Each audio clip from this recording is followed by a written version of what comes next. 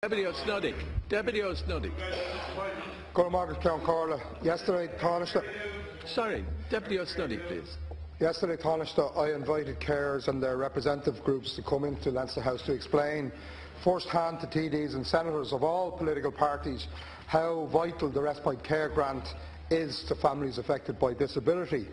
The DCA Warriors, Special Needs Parents Association, the Even Pink Tie, all entirely voluntary groups doing outstanding work, came, and along with the Carers Association and Inclusion Ireland, they gave powerful, heart-wrenching accounts of the hardships caused by your 19% cut made to the grant in budget 2013. That cut of €325 has literally meant that whole households are going without heating. Children are going without therapies and special equipment.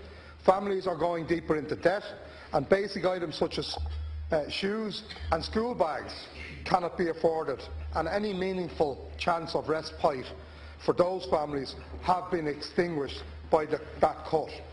The cut to the Respite Care Grant also had a hugely demoralising effect on this already fragile group, the carers. As one carer put it, the savage cut of such a disproportionate size on families with special needs was degrading and made many feel worthless.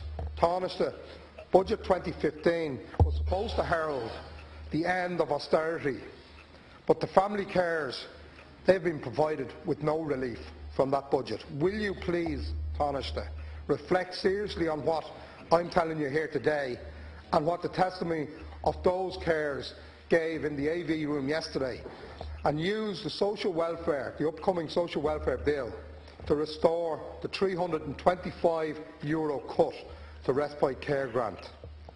Tánaiste, the wider Irish public wants you to give carers some relief. A petition which was issued during the week had 2,000 signatures within 24 hours, and it's a lot more since. You can read, Minister, and I'd urge you to take the time to read the testimony that's attached to some of those signatures. I think it would be appropriate when you're reflecting over the next couple of weeks on the forthcoming social welfare bill. Thank you. Tánaiste. First of all, I want to acknowledge all of the work that carers do in Irish society, and that's why the government prioritises, in particular, a range of supports for carers in Ireland, which are probably among the most extensive in Europe. Just let me say, first of all, to the Dáil, that the numbers of people in receipt of respite carers allowance has gone up very significantly during the time of this government. It's gone up enormously. As you know, because we've often debated this, the numbers of families and children qualifying for the domiciliary care allowance has gone up again very significantly, and very many of those families, as well as getting the domiciliary care allowance of nearly $300 a month, also qualify properly for the carers allowance for all of the work that they do for their children with special needs, either physical or intellectual. So just to say that the number of grants has gone up from a couple of years ago when we came in. There were about under 80,000 people getting it. There are now almost 90,000 people getting the Respite Care Grant. So the actual expenditure and numbers of people qualifying has expanded very significantly. Yes, absolutely.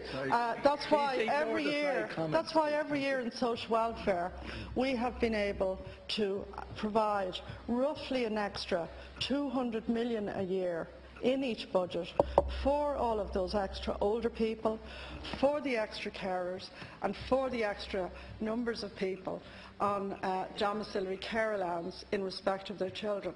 That's true. You're absolutely correct. The cost is in excess of €200 million a year. We had difficult choices to make, and when I met as I do several times a year, representatives of carers organisations. What they emphasised to me, Deputy, was to maintain the weekly rate of the full carers allowance, which is very significant.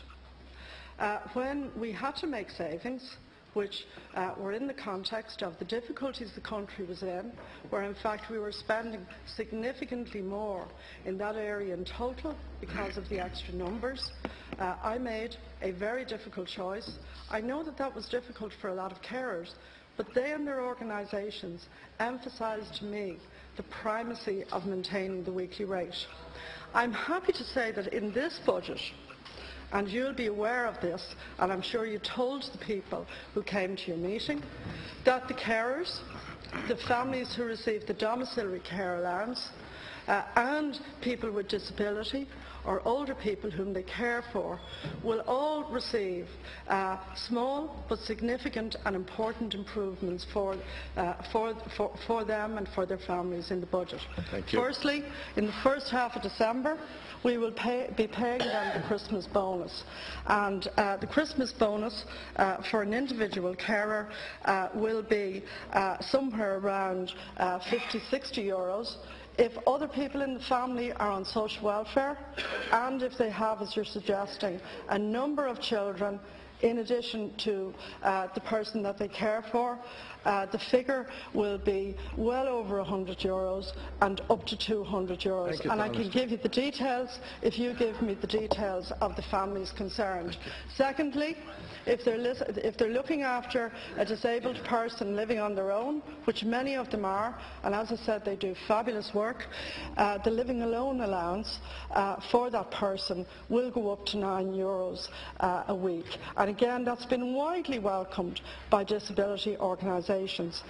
In relation to the children you spoke of, in January, child benefit will go up by 5 euros a child. So what we have chosen to do, what you're suggesting, in a way, is to actually increase carers at the cost, because we have a limited budget in which to make improvements, and we chose to concentrate on carers, but also on older people and also on people living alone.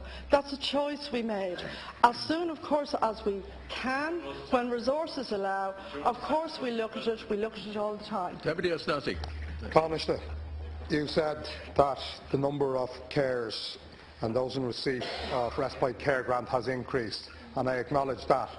But you must also acknowledge that to be granted carers allowance or the Respite Care Grant, that there's a very onerous medical assessment made of the caree. So each and every one of those in receipt is a deserved case, and they deserve a lot more than this state has ever granted them.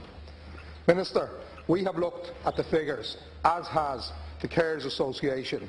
They've run them, and when you take out, and when you include, the water charges, every single family carer will be financially worse off next year than they are this year. And the figures are here, and I can give them to you later on if you so wish. But I know your own department is well capable of running those figures. You can prevent that from happening, Minister. And I would repeat once more, will you please use the social welfare bill to return the €325 that you cut from the Respite Care Grant 2 years ago. Restore it to the carers. Thank you. It would cost in and around 30 million. That is substantially less than half of what your government spent on consultants and Irish Water, Minister, or Tánaiste.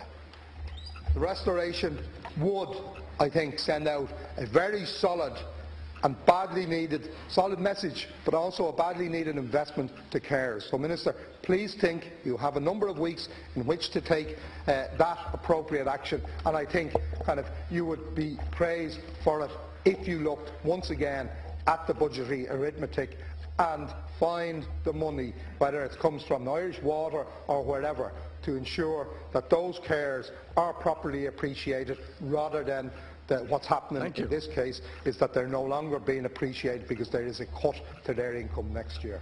Well, I'm happy to say as well that in addition to the restoration partially of the Christmas bonus, which will be very significant for carers and the other people in their household. That will come actually in December. So actually we'll be moving, in fact, to improve the situation of carers, the people they care for, older people and children whose family are in receipt of a domiciliary care allowance.